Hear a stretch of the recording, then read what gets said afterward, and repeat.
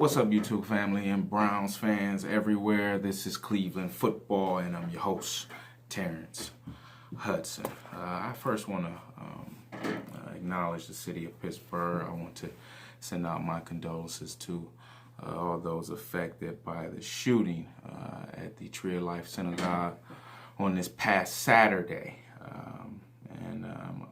My heart breaks for the Jewish community there, and just for the city in general. Even though I am from Cleveland, but I do currently reside in Pennsylvania, and I spent a lot of time in Pittsburgh over the years. So my heart breaks for that community. It's just senseless. But before I transition on, I just want to say, spread some love somewhere. Try to spread some love. At home, in your communities, you're on your job, you're at school, leave a little bit of love behind. Our country needs it, and especially right now. So I did want to acknowledge the city of Pittsburgh. So, but let's move on. Let's move on into this game. Whew! Oh man, buckle up. Because we're going for a ride. We're going for a ride today. And we saw what happened yesterday. We dropped one to the Pittsburgh Steelers, 18-33. And then what we saw, what occurred afterwards today, if you're watching on Monday night, happened earlier today. If you're watching and it's Tuesday or later on, even after that, we saw what happened yesterday, or whenever you're watching, you know what happened. We saw Coach Hue Jackson, relieved of his duties. I was a little bit surprised by it. Then we saw Haley. Oh, where you going? Relieved of his duties. So we lose a head coach and a coordinator, both relieved of their duties. And we'll get into some of that. But first, I want to get into the game, and I promise that'll be quick, because it was plain and simple. It was plain and simple. And then we could get into what happened and where do we go from here as far as with the coaching and with the offense. So yesterday, 18-33. Problems on offense. Defense, again, I still think we played well enough to win. We got some stops early on. We got an interception. A fumble recovery. We recovered a free kick. Fumble. Pittsburgh failed to cover a kick, and we recovered that. So we had some chances there, and I think overall, defense played well enough to win early on. You started to get worn down in the fourth quarter, third quarter. They started gashing us. They started gashing us in the run, but I think our guys got discouraged. I do, because offense, the first two drives, we looked good. We was getting the ball out. We was making some completions. We got 2 field goals. It would have been nice to get 7 on one of those or both of those.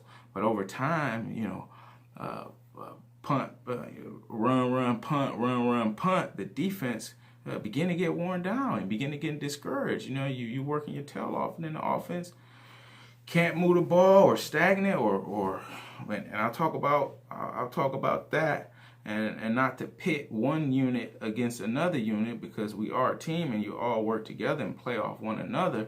But it is discouraging when you can't get things going on one side of the ball. If the defense can't get a stop, it's tough, and I think the defense got worn down as the game went on. And then we have to look back. How many overtime games we done played? I wonder, and I should have looked it up. I'll probably look it up later on, just how many snaps as a defense, with all the overtime games that we've played, and as much as defense has been on the field. But early on, we played well enough to win. I think it was only 14-6 in the third quarter, 16-12 was that in the third quarter. We were still right there, and we just couldn't make a play or two to put us over the hump or to steal the momentum or anything like that. So that's tough. Then on the offensive side of the ball, whew, again, we started off early on, them first 2 drives, looking good, getting the ball out. And then all of a sudden, the pressure started to get to us. Pittsburgh made adjustments. They blitzed us a lot. And then they ran some stunts, some things that confused our guys because they were getting pressure with 4. Dupree was tearing that left side up, or coming off that left end. We couldn't block him, and then Watt, we couldn't block him, and then they would blitz us. Any other team, they couldn't do that against a Rodgers. They couldn't do that against a Brady because some guys with some polish, some guys making some adjustments would eat them alive. But we not there right now. I understand that, but I think Baker held his own for what we had. Landry 8 for 39, Callaway 5 for 36. Like, these is run game numbers. We couldn't get the ball downfield. The one time we did throw downfield was picked. I don't know who that was, if it was Rately or somebody let Hayden pinning to the sideline, and it has to be a perfect throw when you got to get a quarterback some room to put the ball out there for you, and it was slightly underthrown. But again, you got to go up and make a play on the ball. First off, release such where you can get over top the guy and not let him squeeze you to the sideline. But I'm not okay. But that's all. These are young guys, things that they could work on, But it was tough going down the stretch. And then again, Baker was under pressure. I mean, he running for his life out there. The one time he did a spin, he did a double spin. He broke the O button and doing all those spins and then threw the ball. He actually made a play, but still, this guy's running for his life. It's a play early on, and this, talking about adjustments, making in-game adjustments. It's like we couldn't do it, all right? How could we beat their pass rush? They getting after us, and then they would lock down man to man, and we couldn't get loose. We couldn't get open. Okay, where are our man beaters? Like, what are we doing? And that's what I mean by making in-game adjustments. I know I said that the last few games, and that's something that we haven't been able to do. There was a 3rd and 3 early on. I'm thinking like, okay, where's an option route or something, and we want to run a draw right into the blitz, like literally like right into the blitz, and they shut it down, and I think we kick a field goal, or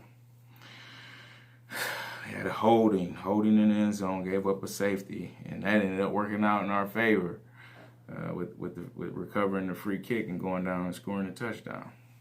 I don't know, maybe we designed it to be like that. But yeah, they just wore us down and wore us out. We could not make a play when we needed, or to make the big play threat. Just short stuff, and I think that led to these offensive woes. I think led to firing of Jackson and Haley. I talked about this in my last video. Hue Jackson had to say, like, he was the head coach. He had to come out and keep reiterating and saying it in the media. I don't know if he was sending a message or he just felt like he wasn't being respected. I don't know. But the clock was ticking on him. I thought they would have let him play out the year, but Jimmy wasn't playing. And I was listening. Who was I listening to earlier today? I was listening to Stephen A. and they talked. And he made some good points. He talked about how at the start of the year, Coach Jackson's mom had passed and his brother had passed, and he stayed in there. So I definitely can respect him for doing that. And you just don't know how those things affect people. I don't know. I really can't speak on it. I don't know him like that to be able to say how that could have affected him or whatnot. But I know he was here. He was here, and he he was here. He was coaching, and then you had Ty Haley here, both offensive guys. And when the offense isn't playing well, Coach Jackson want to put in his input. hearing maybe Haley wasn't paying attention to it, wasn't listening to him. You know, I know just as much as you do. And Jack's probably feel, I know just as much as you do. So, you know, you got two guys and nobody backing down or giving no leeway or being able to work together. And then egos get involved. And then that makes for a toxic environment, especially it's like two parents going at it in front of the kids. And Baker Mayfield, he the kid. So, you know, we trying to make sure he grow and mature and be in a positive environment. And we got all this going on, and y'all supposed to be leading him. So my mind's probably thinking that, you know, Haslem, like, you know what, both of y'all got to go. It's like, you know, you being a kid and you got brothers, sisters, siblings, or whatnot. And at least I know in our house, you go to your mother, like, ooh, he broke the table. And she's like, well, what was he doing when you was standing on, what was you doing when he was standing on the table? I was, well, you know what, I'm whooping both of y'all, you know? So, hey, you got to go in, you got to go. So, it's tough. Try not to get discouraged, though, and just looking at now, you know, where do we go from here? You know, who will take over? I think Greg Williams maybe take over the head coaching spot. He's capable. He's been around a long time. He's been a head coach in this league. So, you know, we'll see what happens. I think something different can work, because what's happening right now is not working. So, how can it get worse? You know, I don't think so. It's tough to lose both of your offensive head coach, offensive coordinator going into a week against the Chiefs, with the Chiefs coming up. So we're going to have to be able to keep up with them. And we know what they got with Mahomes, Tyreek Hill, Northeast Ohio's own Kareem Hunt, also Toledo Rocket, my alma mater. He's coming to town. Sammy Watkins, Conley, and Kelsey. We know what those guys can do. So maybe they'll take us light, you know. We put something on them. You know, they traveling halfway across the country. Maybe they come in, you know, thinking they doing something. So I think our defense will be up for the challenge. And who knows, maybe with something new on offense, some fresh eyes, some fresh blood, you know, we might be able to do something. So let's not lose hope there. But overall, I mean, it's just more and more, you know, it's dysfunction. And you got Dorsey. I'd imagine when he came in, he wanted to bring his guys in, but Haslem wanted to give Hue an honest chance, and I could respect him for that. He wanted to give him an honest chance, and then it just didn't work out. It didn't work out halfway through.